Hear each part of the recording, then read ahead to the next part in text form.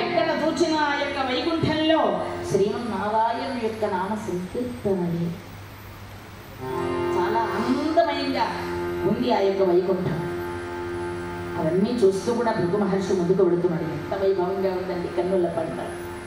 ఉద్యానవనములు, పౌరజన భాసరము, ప్రాకార చక్రము, విద్వజన నికేతనము, వేణా వేణు మృదంగ శంఖ దుందుభినాదములు ఆకర్ణిస్తూ శిరులకు నెలవు చిత్రశారులు, పర్వతముల వంటి భద్రగజములు, అమర హైమముల వంటి అశ్వములు నేత్రానందంగా చూస్తూ సింహద్వారము దాటి కక్షాంతరములంచి గోవిందుని సన్నిధికి చేరుకుంటున్నాడు భృగు. అక్కడ పాలగడలే పవలించరా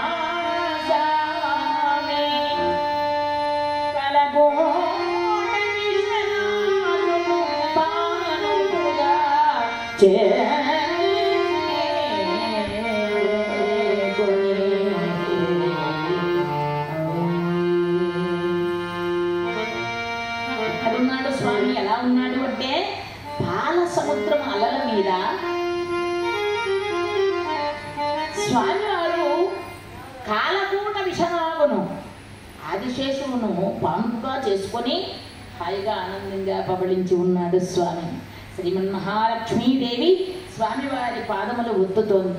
అవి సామాన్యమైనటువంటి పాదముల. కామిని పాదము కడిగిన పాదము, పాముతలనిదిన పాదము, ప్రేమతో శ్రీ సతి వారి ఎంత అద్భుతమైనటువంటి రచన చేశారు. మహానుభావుడు ప్రతి అణువులోనూ పరమాత్మ దర్శించారు. ప్రతి అణువులో కూడా ఆ స్వామి యొక్క వైభవాన్ని గుర్తించి కీర్తించి 32,000 సంకీర్తనలు రచించి స్మరించి ధరించి గానం చేసి ధరించినటువంటి భక్తాగ్ర గణ్యుడు అన్నమయ్య. అందుకనే ప్రేమకు శ్రీసతి పిసికిడి పాదం అన్న. అందువల్ల అటువంటి పాదాలను అమ్మవారు ఒత్తుతూ ఉంటే అదే సందర్భంలో అక్కడికి అడుగు పెట్టాడు భృగు మహర్షి. వారిని ఎందుకు వచ్చానో గుర్తు చేసుకున్నాడు. అటు ఇటో తేలిపోవాలి. వారికి శాపాలతో సరిపెట్టారు. ఇక్కడ కార్యకలాపాలు అలా ఉండకూడదు, అటా ఇటా తేలిపోవలసింది. అలా ఉండాలి అని విపరీతమైన ఆగ్రహోపేతుడై వడివడిగా వెళ్ళి ఆ భృగు మహర్షి శ్రీమన్ మహావిష్ణువుల వారి వక్షస్థలములో తన పాదముతో తాడనం చేశాడు. పాదముతో తన్నినాడు. అక్కడ ఉన్న వారంతా భయపరంత చిత్తులైనారు. భృగు మహర్షుల వారు చేసిన పనికి భయపరంత చిత్తులైనారు అందరూ కూడా. నిశ్చేష్టులై మహాతల్లి లక్ష్మీదేవి కూడా అలా చూస్తూ ఉండిపోయింది బాధతో. స్వామివారు మాత్రం ఆగ్రహించలేదు. హనుమంతైనా స్వామివారి ముఖారవిందల్లో కోపం అనే మాట కలగలేదు. దయామయుడండి, దయాంతరముడు, కరుణా సముద్రుడు. స్వామివారు తన సింహాసనం నుంచి లేచి భృగువును అక్కున చేర్చుకొని, భృగువనేంద్ర, తమకింత ఆగ్రహము కలగడానికి కారణం ఏమిటయ్యా? నా వలన ఏదైనా తప్పిదం జరిగిందా? భృగువనేంద్ర, ఒకవేళ అటువంటి ఏదైనా ఉంటే తిరిగి చేయండి, సర్దిద్దుకుంటాను. మహాత్మ, 3 లోకాలను శాసించగలిగినటువంటి తపశక్తి సంపూర్ణులు మీరు. ఇటువంటి సృష్టి మరలా ఇంకొక సృష్టిని సృష్టించగలిగినటువంటి తపోధనులు ఘనులు. అటువంటి మహానుభావులు మీకు ఆగ్రహం కలిగించేంత పని నేనేం చేశానయ్యా? కూర్చోండి అని కూర్చుండబెట్టి ఆ మహానుభావుడు శ్రీమన్నారాయణుడు అంటున్నాడు,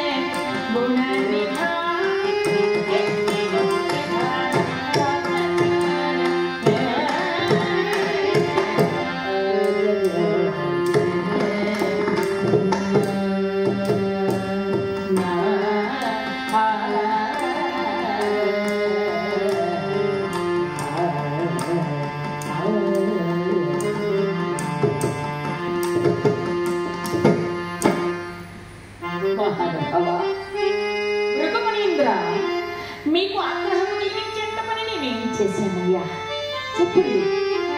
మహానుభావ, కాస్తంత శాంతించండి, మమ్మల్ని అనుగ్రహించండి. మహాత్మా మౌనివర్యా, ఈ సృష్టికి మీ తపశక్తి ఆధారభూతమైనటువంటిది అంత గొప్పది.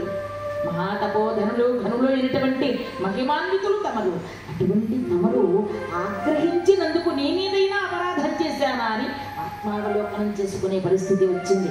అదేమిటో చెప్పండి అయ్యా. అయినప్పటికీ మీ యొక్క పాదము చేత నా వక్షస్థలం మీద తన్నినంత మాత్రం చేత నాకు బాధ లేదు స్వామి. కానీ వజ్ర సమానమైనటువంటి నా శరీరాన్ని తాకి వజ్రములు పొదగబడినటువంటి హారములు ధరించిన నా వక్షస్థలమును తన్నినంత మాత్రము చేత పద్మము వంటి మృదువైన మీ పాదము ఎంత నచ్చెనో కదా మహాత్మా.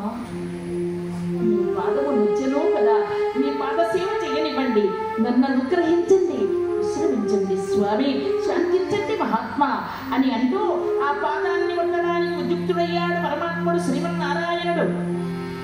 అప్పటికైనా అర్థమైందా గురుగోకి పరమాత్ముడు ఎంతటి దయామయుడు, ఇంతటి కృత్యముని నడరించినంత మాత్రం చేత నాకు బుద్ధి చెప్పక ఇంకా నన్ను ఊరడించి ఆ కొన చేర్చుకుని శాంతింపచేసి ప్రతిమాలి ఆ భక్తుని యొక్క పాదసేవ చేయడానికి ఉద్యుక్తుడయ్యాడు పరమాత్ముడు అని భావించలేదట. అప్పుడు ఏమనుకున్నాడు భృగు, ఓహో శ్రీమన్నారాయణుడు అంతటి వాడు నా పాదాన్ని ఒప్పుకున్నాడు అంటే నేను ఇంత గొప్పవాణ్ణి అని మరింత వెర్రగీగుతున్నాడు. వెంటనే పరమాత్ముడు అనుకున్నాడు, ఓహో ఇప్పుడు రోగం ముదిరింది, మందు వేయకపోతే ఇది పాడైపోతుంది అని చెప్పి ఏ రోగానికి మందు వేయాలో, ఎవరికి ఏ రోగం ఎలా కుదర్చాలో పరమాత్మకి బాగా తెలుసు కదా. పాదాన్ని ఉత్తుతున్న పరమాత్ముడు అరికాల్లో నేత్రం ఉందండి భృగువుకి. ఆ అరికాల్లో ఉన్నటువంటి నేత్రాన్ని అమాంతము చితికిపారు.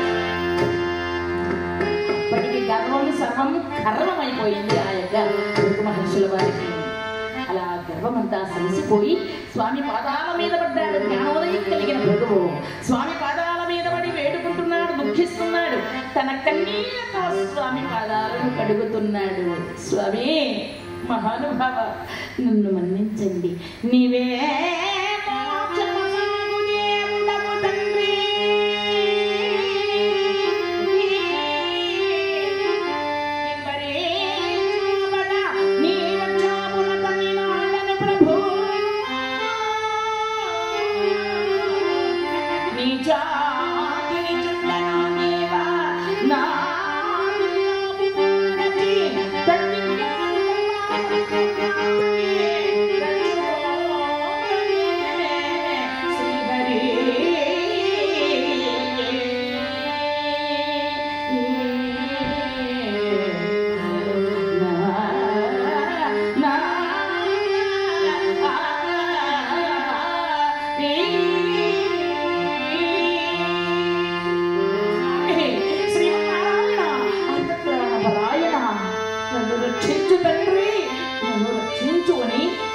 పాదాల మీద పడిపోయాడు.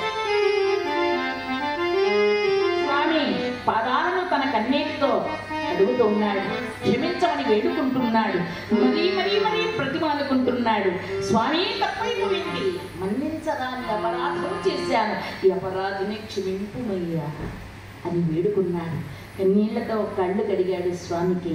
వెంటనే దయార్థ హృదయుడైనటువంటి పరంధాముడు ఆ తాపసోత్తమును చూచి, అయ్యా నీవు బాధపడద్దు, పరీక్షా విభాగంలో నీవు అనరించినటువంటిది ఇది కాస్తంత ఎక్కువైనందుకే మందేశాను, ఏమనుకోవద్దు, వచ్చిన దారి పట్టవయ్యా, ఏం పర్వాలేదని చెప్పి స్వామివారు ధైర్యము చెప్పి వెన్నుదట్టి ఆ తపసోత్తమును సాగనంపాడు. అక్కడ స్వామివారి అపార కృప కలిగినందుకు సంతోషించి ఆ భృగువు మళ్ళా వస్తూ ఉన్నాడు. అహంకార మమకారాలు మనం వదిలితే కానీ, మనమై మనం త్యజిస్తే కానీ పోవట. అది అందుకే వాసిన వాయువు బంధవులు, కోసిన తొలగవు కోరికలు అన్నాడు మహానుభావుడు అన్నమయ్య వారు. అందరూ కూడా అన్నమాచార్య కీర్తనలో పాడేటటువంటి వాళ్ళు. ఇప్పుడు ఎవరిని కల్పించినా కూడా ఈ అన్నమయ్య సాహిత్యం అందరూ ఉపవాసన పట్టి ఉంటారు, అన్నమయ్య కీర్తన పాడుతూ ఉంటారు. అయ్యా ఏదైనా ఒక పాట పాడండి అంటే చక్కగా అన్నమాచార్యుల వారి కీర్తన ఎత్తుకుంటారు. అలాగా చాలా అద్భుతమైనటువంటి అందులో నిగూఢపరిచి అద్భుతమైన సాహిత్యాన్ని లోకానికి అందించి భక్తి మార్గంలో నడిచి ముక్తిని సంపాదించి పరమాత్మని సాన్నిధ్యం చేరుకోమని, అదే కైవల్యం స్వామివారి ఆ కటివరద హస్తం స్వామి పాదాలను చూపిస్తున్నదే, నాయన నా పాదాలను ఆశ్రయించండిరా, నా పాదాలను ఆశ్రయించండి.